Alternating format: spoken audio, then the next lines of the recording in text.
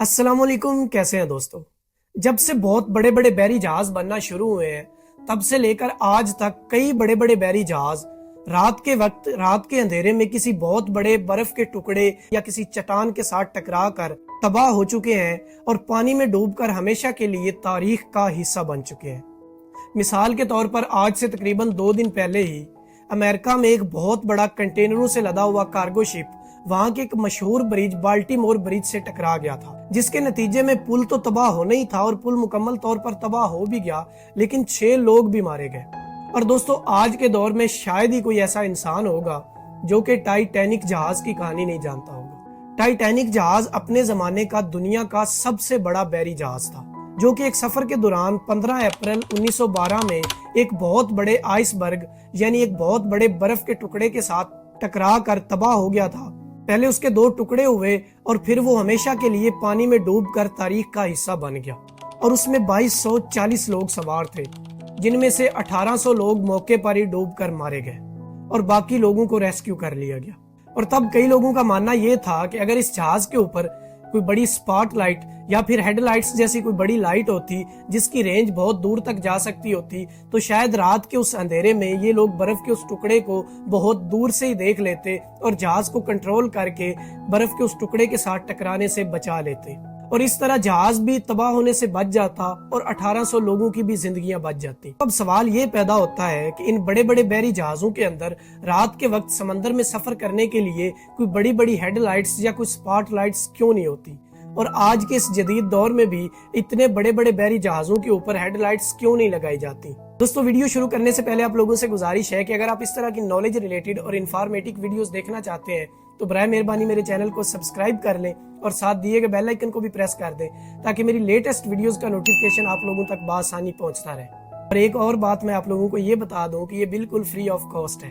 अब अपने असली सवाल पर आते हैं कि अगर इन बड़े बड़े शिप्स या इन बड़े बड़े बहरी जहाजों के ऊपर कोई बड़ी हेडलाइट्स या कोई बड़ी स्पॉटलाइट्स लगाई भी जाएं तो उनके फायदे कम और नुकसान ज्यादा होंगे। लेकिन इनके ऊपर लाइट्स का मतलब ये नहीं कि दोस्तों इन बड़े बड़े बहरी जहाजों के ऊपर कोई रात के वक्त लाइट्स होती नहीं, बल्कि रात के वक्त इनके ऊपर छोटी छोटी लाइट्स जल रही होती हैं जो कि इशारों का काम करती हैं। और साल 1848 से पहले पहले जहाजों की लाइट्स के बारे में पूरी दुनिया में कोई भी कानून नहीं था कि बहरी जहाजों के ऊपर कौन सी लाइट्स होंगी, उनका कलर कौन सा होगा और उनके इशारों का मतलब क्या होगा। फिर दोस्तों, साल 1848 के बाद यूनाइटेड किंगडम यानी इंग्लैंड ने रेड, ग्रीन और ब्लू लाइटों के कॉम्बिनेशन की मदद से एक कानून बनाया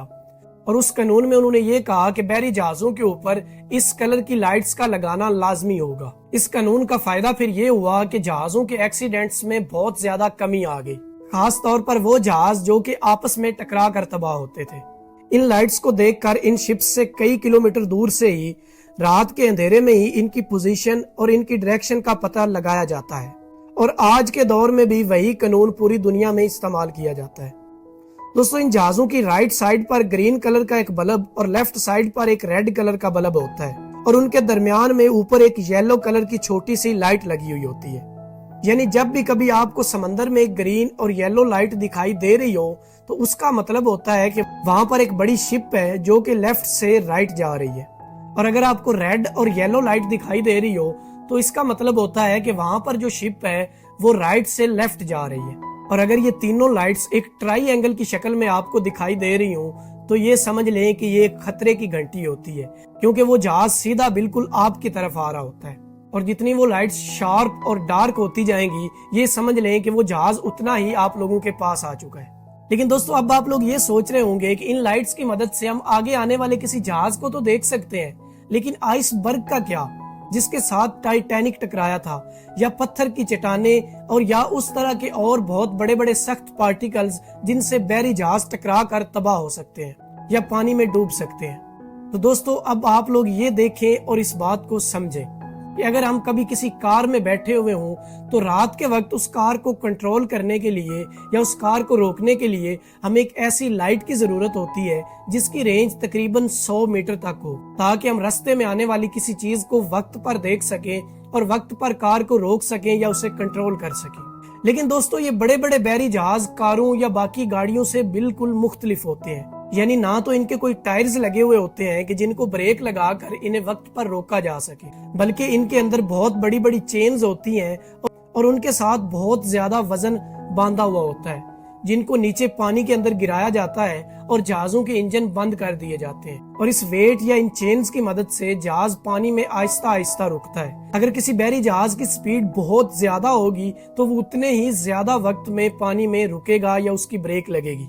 اور دوستو، آج کے دور میں اتنے بڑے بڑے بحری جہاز آ چکے ہیں کہ جن کی لمبائی تقریباً 500 میٹر تک ہے، یعنی وہ آدھا کلومیٹر لمبے جہاز ہیں۔ اور ایک اور بات آپ لوگوں کو بتاتے چلیں کہ جتنے بھی بڑے بڑے بحری جہاز یا کارگو شپس ہیں، ان کا جو کنٹرول روم ہوتا ہے یا جس میں کیپٹنز بیٹھتے ہیں اور کنٹرولرز بیٹھتے ہیں، وہ تقریباً جہاز کے درمیان والے حصے میں بنا ہوا ہوتا ہے۔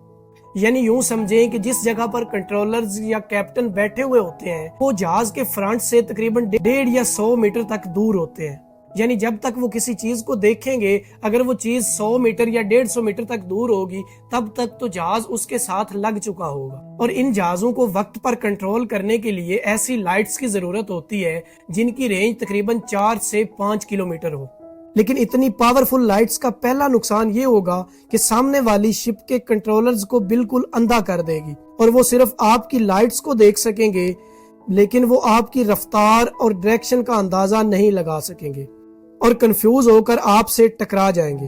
اور دوسرا یہ کہ سمندر کی لہروں کی وجہ سے یہ بڑے بڑے جہاز اوپر نیچے ہوتے رہتے ہیں، اور اگر اتنی پاورفل لائٹس ہوں گی تو وہ لہروں کے ساتھ ٹکرا کر ریفلیکٹ ہو کر اسی جہاز کے اوپر آئیں گی۔ جہاز کے کنٹرولرز کو کچھ بھی نظر نہیں آئے گا، اور اس کنفیوژن میں وہ کسی اور پہاڑ، پتھر، چٹان یا برف کے کسی ٹکڑے کے ساتھ ٹکرا سکتے ہیں۔ آج کے اس جدید دور کے اندر جہازوں کے اندر جدید ریڈار اور جی پی ایس سسٹم لگایا جا چکا ہے، جس کی مدد سے جہاز کے تقریباً سے 5 کلومیٹر کے چاروں طرف کے ایریے کی مانیٹرنگ کی جاتی ہے۔ ان ریڈار سے الیکٹرو میگنیٹک ویوز چھوڑی جاتی ہیں جو کہ جہاز کے چاروں طرف آگے آنے والی کسی چیز سے ٹکرا کر واپس ریڈارز میں آتی ہیں، تو اس چیز کے حجم کا اور اس چیز کے فاصلے کا پتہ لگ جاتا ہے کہ وہ چیز کتنی بڑی ہے اور جہاز سے کتنی دور ہے۔